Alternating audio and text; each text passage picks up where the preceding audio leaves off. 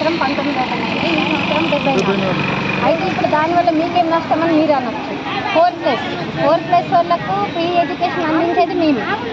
మరి మేమే అందిస్తున్నప్పుడు ఇంకా వాళ్ళని మాకు తీసుకొస్తే మా పిల్లల్ని వాళ్ళు తీసుకపోతాం. మరి మేమేం చేయాలి? 3 ఇయర్స్ పిల్లలకు మేము ఇప్పుడు టీచర్ ఉన్నప్పుడు అడిగితే హెచ్ఎంలకి ఏమంటున్నారంటే మీకు 2 ఇయర్స్ పిల్లలు ఉంటారు, 3 ఇయర్స్లో పిల్లలకి మేము టీహెచ్ఆర్ ఇచ్చేస్తాం. మరి టీహెచ్ఆర్ ఇచ్చిన తర్వాత పిల్లలు ఏమి ఉంటారు? ఎక్కడ ఉండరు కదా. మా పిల్లల్నే వీళ్ళు తీసుకుపోవాలి.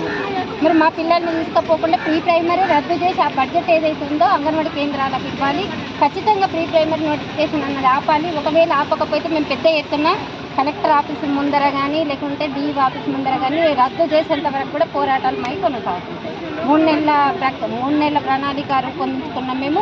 ఇప్పటికే వార్డు మెంబర్లకు ఇచ్చినాం, సర్పంచులకు ఇచ్చినాము, కౌన్సిలర్లకు ఇచ్చినాము, ఎంఆర్ఓలకు ఇచ్చినాము. ప్రతి ఒక్కరికి కూడా మేము రిప్రజెంటేషన్లు చేయడం జరిగింది. ఈ ప్రీ ప్రైమరీ ఖచ్చితంగా ఆపాలి. మేము ఇంగ్లీష్ మీడియంకి వ్యతిరేకం కాదు, కానీ ఇప్పుడు ఆ ప్రీ ప్రైమరీకి ఇచ్చిన టీచర్లు 8,000 ఏవైతే ఉన్నాయో అదే బడ్జెట్ అంగన్వాడికి టీచర్కి ఇస్తే చేస్తాం కదా.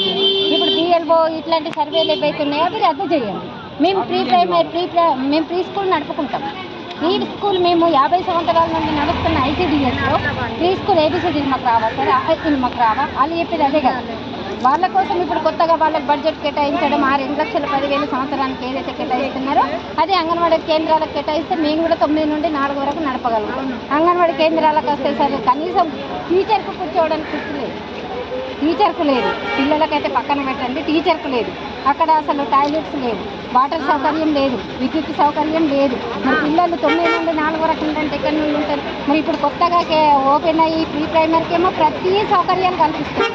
అవే సౌకర్యాలు అంగన్వాడీ కేంద్రాలకు కల్పిస్తే మేము కూడా 9 నుండి 4 వరకు ఖచ్చితంగా ఉంటాము. ఖచ్చితంగా పిల్లలకు మేము ఉంటున్నాము. కానీ ఇంకా పిల్లలకు మేము ఎడ్యుకేషన్ తప్పకుండా ఇస్తామని మేము తెలియజేస్తున్నాం. ఖచ్చితంగా ఈ నోటిఫికేషన్ సార్ 12వ తేదీన ప్రీ ప్రైమరీ సెంటర్స్ అన్ని ఓపెన్ అవుతున్నాయి. అవి ఓపెన్ కాకుండా చూడాల్సిన బాధ్యత మీరు.